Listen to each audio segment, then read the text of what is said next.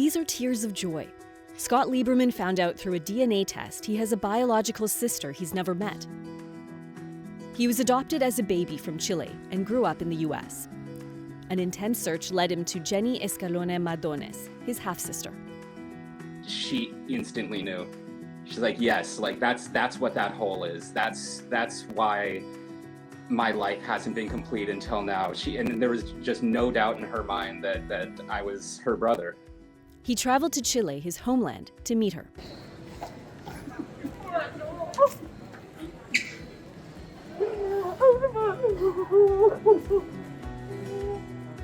She introduced me to my aunts and cousins and nephews and nieces. Like I had no idea that I had such a huge family.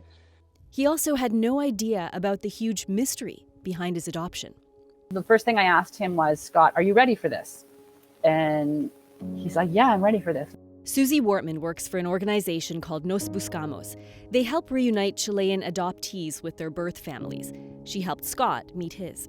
Most of the cases that we do work on are in the 70s and the 80s.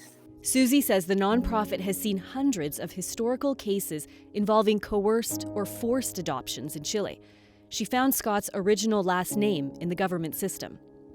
How do you know if Scott's situation was one of a stolen adoption or whether it was legitimate? Had this adoption been legal, then the other, the Chilean original name would have disappeared, and that would not be in any kind of documentation to date. So that's one of the reasons how we know that there was something nefarious going on.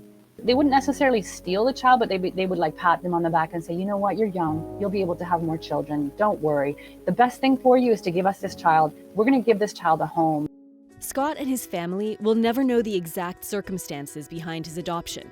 His mother died from bone cancer in 2015. He visited her grave and cherishes what's left behind, like a bottle of perfume she once used. It's like the most physical connection I could have with her. Just having this perfume and knowing what she used to smell like.